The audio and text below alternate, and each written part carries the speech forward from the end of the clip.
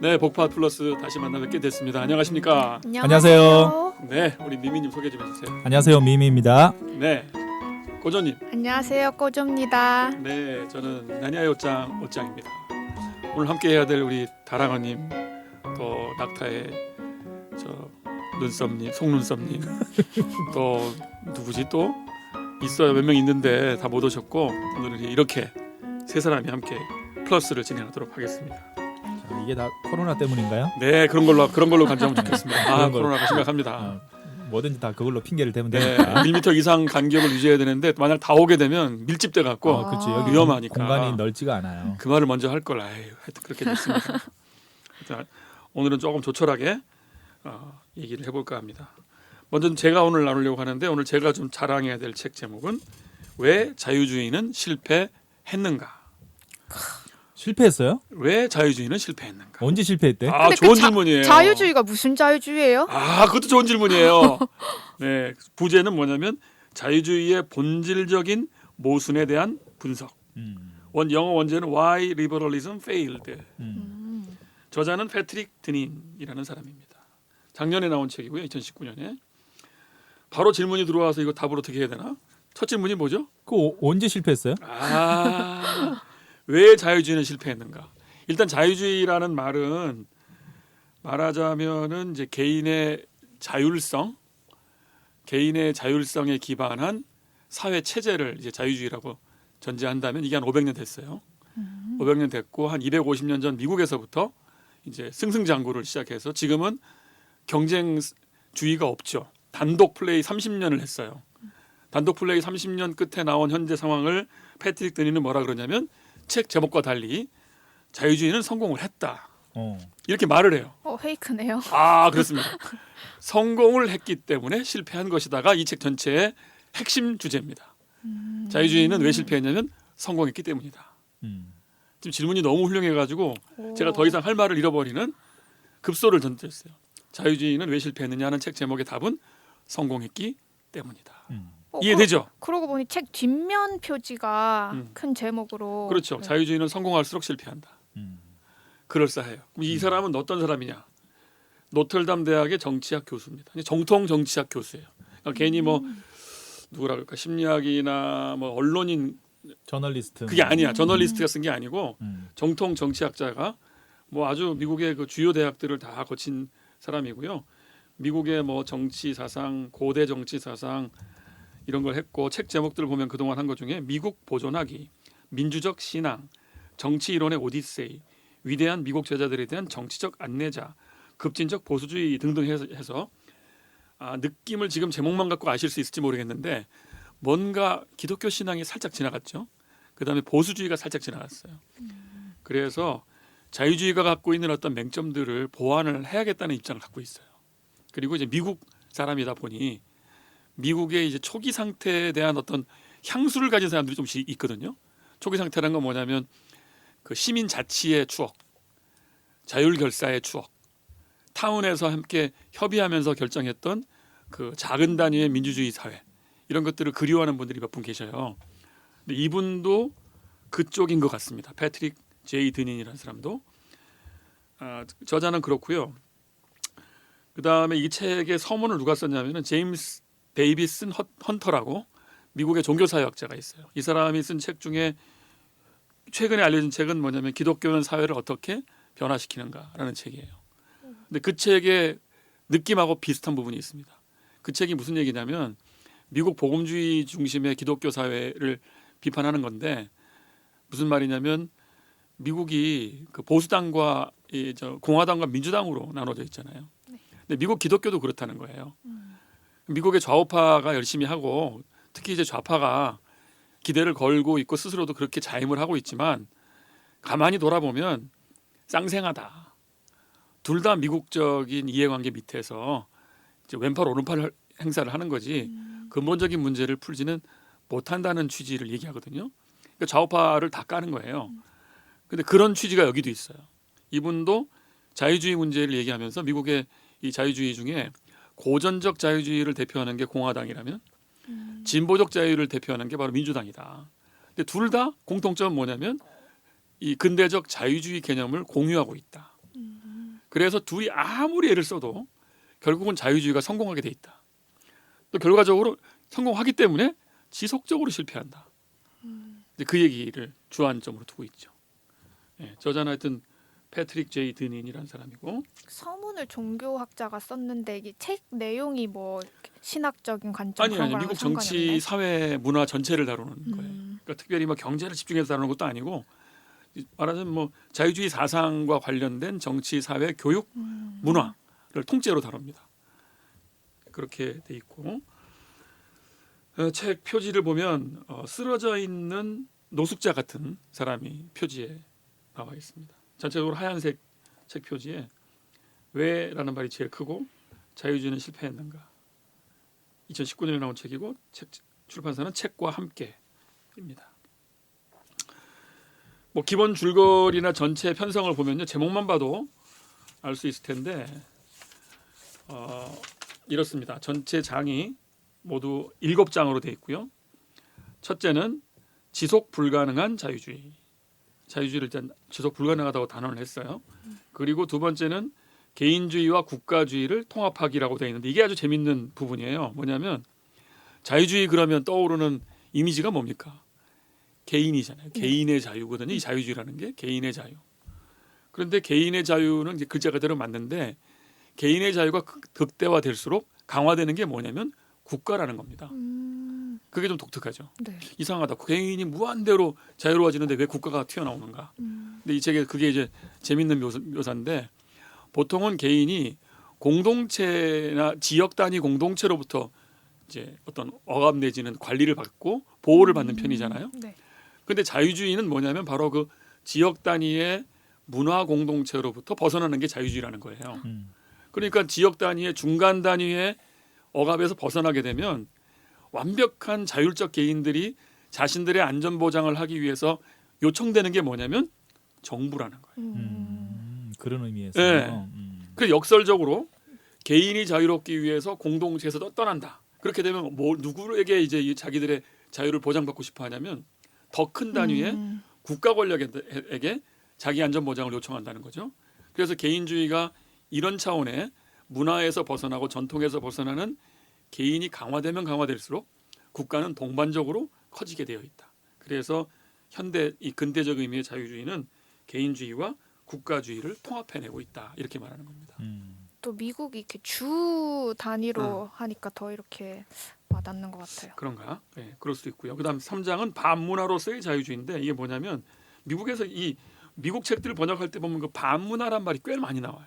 카운터라는 말. 아주 불편해요. 왜냐하면 바로 안 들어오는 말이기 때문에. 아, 전 반문화인 줄 알았어요. 밤. 나이트 나이트 문화. 밤문화. 반문화. 그럴 수도 그거 있고요. 말고 반문화. 저는 이제 반문화란 말이 세미일 수도 있잖아요. 미국에는 반문화가 없더라고. 그래서 아주 심심해요. 반문화가 없어. 맞아, 북미에 반문화가 없죠. 아니 근데 포르투갈에는 반문화가 있어요? 반문화? 있죠. 있어요? 네. 아니 넓은 나라로 가면 그 이 타운이 너무 멀기 때문에 세상이 캄캄하거든. 포르투갈은 그럴 것 같지는 않다. 네네. 아주 작은 나라여가지고. 서울은 비슷하겠지 뭐. 네네. 박적박적거리고. 네네네. 그래요. 반문화 말고 반문화.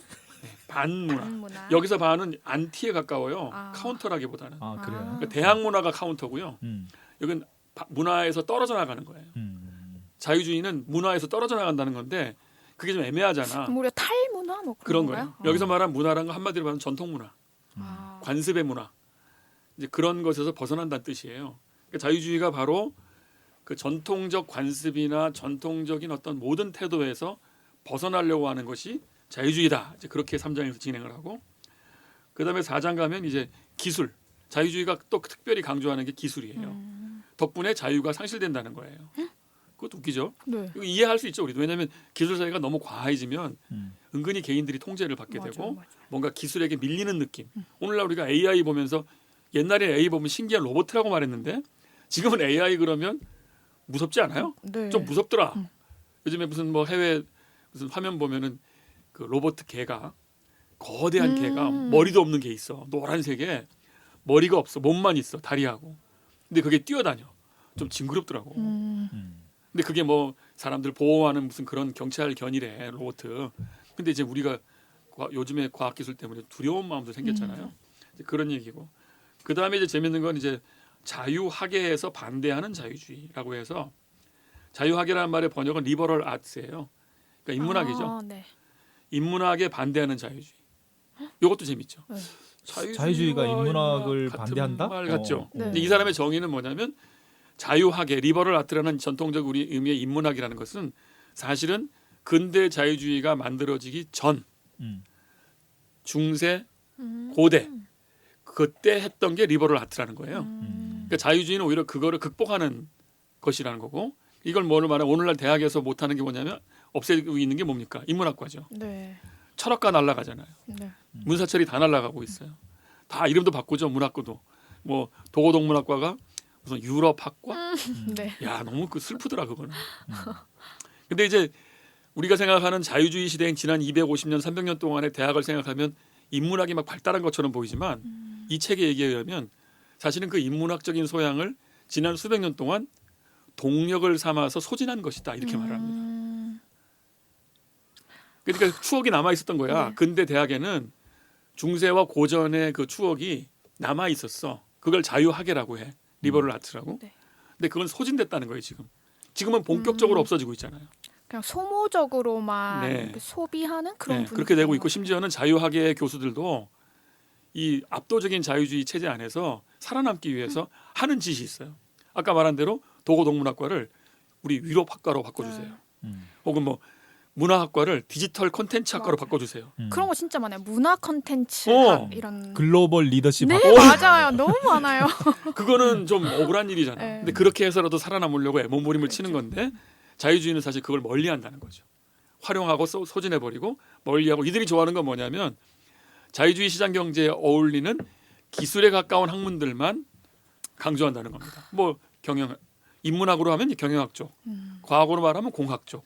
소위 말하는 실용적인 학문 위주로. 네, 그렇게만 가고 자연과학이나 인문과학은 사실은 멀리하고 있는 거죠 구조적으로. 자유주의가 네. 속성상. 그게 그렇더라고. 그럴 만하죠. 아까 말한 반문화로서의 자유주의를 생각하시 보시면 전통에서 떨어져 나가는 게 자유주의라고 하면 전통을 설명하고 전승하려고 하는 인문학에서 멀어지는 게 생리상 맞아요. 이런 얘기는 전 처음 들었어요. 그냥 지난 200년 전, 100년 전에 유럽이나 미국의 대학에서 했던 인문학이 지금 살아나야 될 텐데라고 전 생각을 했지. 그들조차도 그걸 소진시키고 있다는 건 난 느끼지 못했었거든. 그런 거고 그 다음에 이제 6장에서는 새로운 귀족정이라는 제목으로 자유주의 체제가 가장 멀리하고자 했던 게 뭐냐면 귀족정이었거든요. 근데 그 절대 국가를 극복하고 일종의 민주주의 국가로 나아가는 과정을 자유주의라고 우리가 인식을 했는데 이 자유주의가 심화되면 될수록 강화시키는 게 뭐냐면 새로운 자유주의 엘리트들에 의한 귀족정을 하게 된다는 거예요. 왜 그러냐면 성공한 여기 표현이 재밌는 표현이 나오는데 성공한 자들의 분리 독립이 시작되고 있대요. 지금은 이제 인종의 문제가 아니고 네. 뭐 이게 아니라 이 자유주의 시스템이라는 게 정글 시스템이잖아요. 네. 자율적 개인을 이제 만들어내겠다는 시스템이다 보니까 무한한 자유를 개인에게 부여하려고 하고 그러면 그 말 바꾸면 뭐냐면 정글의 경쟁이에요. 살아남는 놈이 장땡인 거야. 그러면 그 개미지옥에서 성공한 뭐 0.1% 전 세계 1%의 인물들이 있을 거 아니야. 걔네들은 나머지 99%하고 함께 섞이려는 마음이 없다는 거예요. 그네들이 꿈은 성공한 자들의 분리독립. 그러니까 각 나라마다 특별한 지역들이 있잖아요. 네. 또 아이비리그가 있고 뭐 이런 것처럼 그런 얘기를 하고 있고요. 그래서 결과적으로 이제 마지막 7장 가서 뭐라 그러냐면 이렇게 됨으로 해서 시민권은 퇴화된다. 시민들의 자치 역량은 퇴화된다. 자유주의가 시민들의 그 권리를 훨씬 증진시키는 것처럼 우리나라에서는 느껴지는데. 그렇게 사용된 측면이 없지 않은데. 네. 아마 그거는 자유주의의 끝자락에서 보완하는 차원에서 공적 가치나 시민권을 말하고 있는 맥락이지. 지난 300년 400년 동안에 흘러왔던 자유주의의 전개 과정에서는 꾸준히 시민권이 퇴화되어 왔다. 근데 한국은 이제서야 퇴화된 자유주의와 시민의 공적 참여라는 걸 동시에 알아차렸기 때문에 두 가지가 동시에 이제 들어와서 그런 것 같아요. 이 흐름으로 말하자면. 왜냐하면 이제 한국은 이제 80년대까지 군사 정부, 권위주의 정부 그렇죠. 시대에서는 전근대 상황이었죠. 그는 일종의 순정적인 국민으로만 존재했기 때문에 자유주의적인 자율적 개인이라는 그것도 안 해봤잖아요. 그거를 그 발견이라는 건 대단한 그렇죠. 그거였잖아요. 그렇죠. 그런데 그거조차도 오히려 그러니까 서구에서는? 그렇죠. 자율적 개인으로 탄생한 서구는 200년 동안 그걸 하다가 최근에 무너지고 있는 거야. 지역 정치나 그게 또 무너지. 우리는 자율적 개인이 탄생하자마자 공적 가치의 필요를 느끼게 돼가지고 중간을 생략하고 또 뛰어넘고 꽤 괜찮은 생각을 하는 찰나인 것처럼 보이긴 하는데 그러나 근본적으로 우리가 자유주의 맥락을 동의한다면 패트릭 드닌이 말하는 이 경고 아래 우리도 놓여 있다 이렇게 볼 수 있죠. 그래서 마지막은 이제 자유주의 이후의 자유를 어떻게 구현할 것인가 이게 이 사람의 전체 줄거리입니다. 어떠세요? 그럴싸해 보이나요? 조금 뭐, 어렵기도 하고. 네. 네. 쭉 그 사람 논지에 따르면 그럴 것 같기도 한데 그렇다면 자유주의가 실패했다면 이제 우리는 뭘 붙잡아야 되나? 근데 저는 한편 그런 생각도 들어요. 코로나 터지고 나서 이렇게 우리가 유럽의 민낯을 많이 봤잖아요. 네. 그렇죠. 제 초유의 요즘 관심사가 유럽의 종말, 유럽의 몰락, 유럽의 죽음 이런 건데 유럽뿐만 아니라 그냥 서구로 확장시키면 이런 자유주의 가치도 어떻게 보면 우리나라 엘리트들이 선망하던 그렇죠. 가치잖아요. 그렇죠. 네.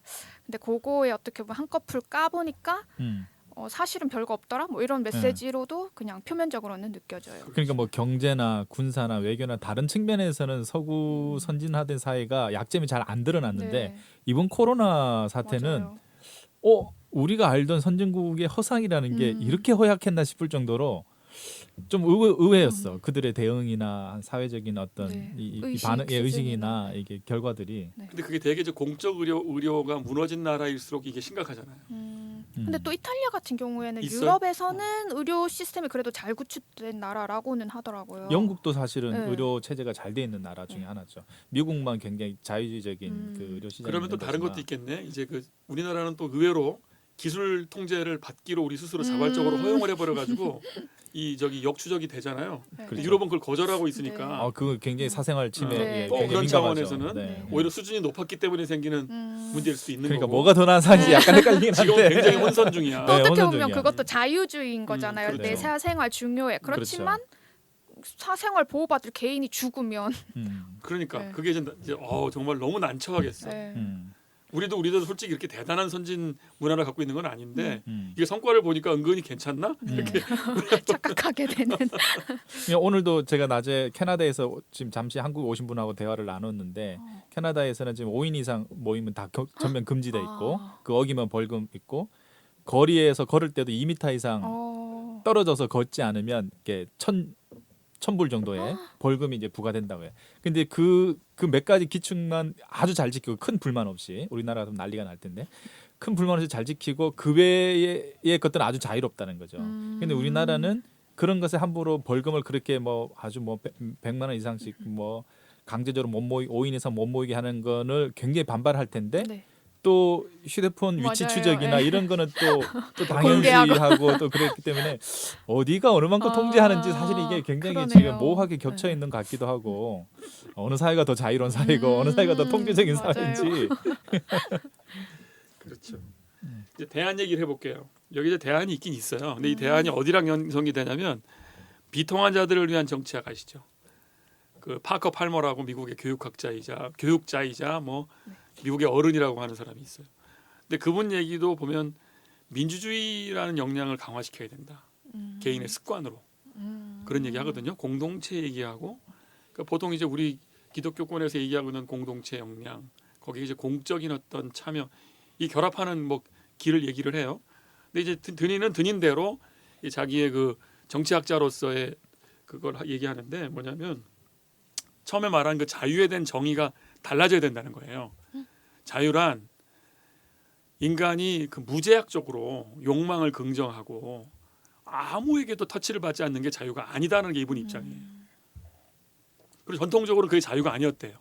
전통의 자유는 오히려 디시플린, 자기 수양, 그리고 자기 마을이나 그 지역 단위의 정치에 참여하는 삶, 또 그걸 위해서 덕성을 함유하는 삶, 자기를 수련하고 그런 공동체적 인간으로 훈련되는 것을 방해하는 것에서 벗어나는 게 자유다. 자기 욕망이 휘둘리는 노예의 삶에서 벗어나는 통제된 삶이 자유다. 이게 이제 드닌이 생각하는 고대와 중세와 전근대의 자유의 개념이었다는 거예요. 그 당시에 리버럴 아츠라는 것은 노예의 삶에서 벗어나는 자유민의 삶. 그러면 결과적으로 뭐냐면 통제하는 거예요. 네. 수양하고. 굉장히 또 그럴싸하죠. 네, 네. 근데 그게 싫었던 사람들이 로크나 홉스였다는 거야. 유럽에. 새로운 이제 유럽의 근대 자유주의는 그것도 싫은 거야. 그런 식의 전통이 자유롭게 한다는 것이 싫었던 맥락에서 볼 때는 다 벗어나고 싶었던 거지.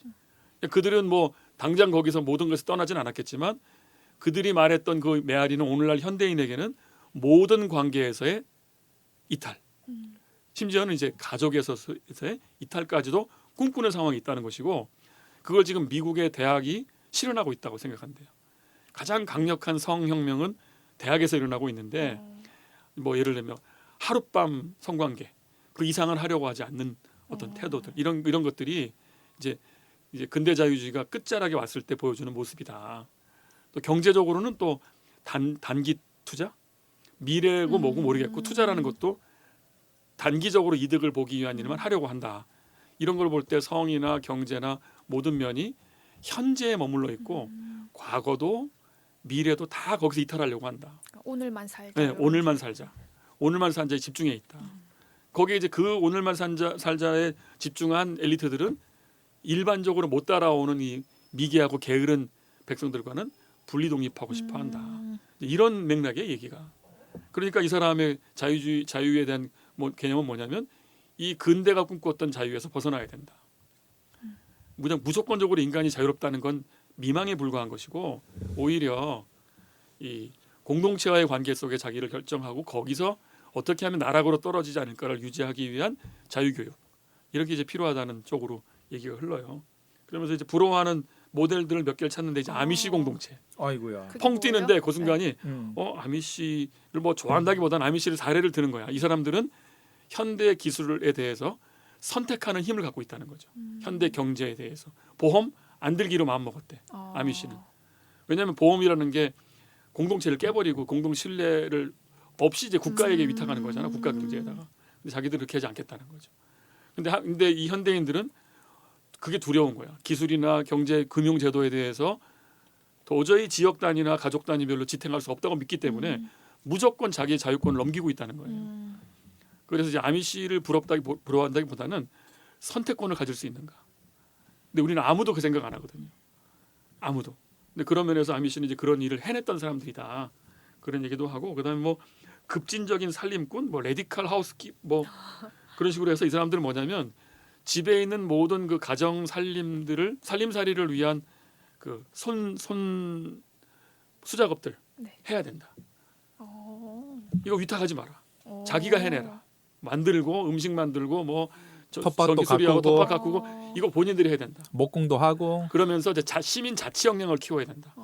국가나 그 군청이나 구청에다가 위탁하지 말고 네. 자기들 지역사회 문제는 그 지역 단위별로 의논해서 결정하는 힘도 길러야지. 그런 역량을 안 가지면 자꾸 개인의 자유라는 미망하에 국가에다가 모든 걸 위탁하는. 그래서 결국은 자기 자유가 줄어드는 일로 가지 않겠냐.